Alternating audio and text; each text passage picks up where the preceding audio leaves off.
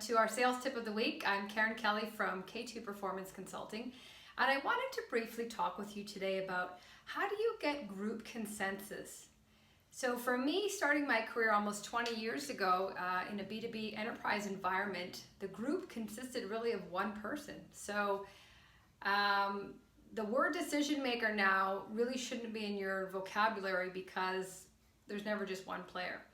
And what we know from the stats is when you had one player back in the day, you had an 81% chance of closing the deal. We now know that groups are made up, it used to be 5.4, it's now 6.8 individuals. So a typical committee is made up of almost 7 people. So we know that anything greater than six people in the group, the chance of you closing drops, the percentage drops to 31%. So that's a feat in itself, that's an uphill battle.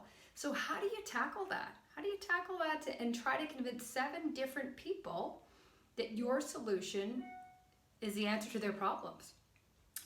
It also shows that as diversity increases, so does dysfunction.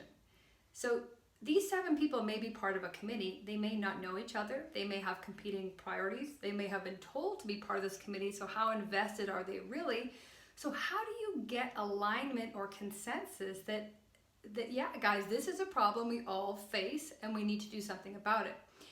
And many times I see reps tackle it at the individual level. So they'll go, think about basketball, they're going man on man and they're going, person 1, let's get alignment on what your problem is, and then they move to person 2, person 3. It's never going to work that way, and chances are you don't have that much time in your sales cycle.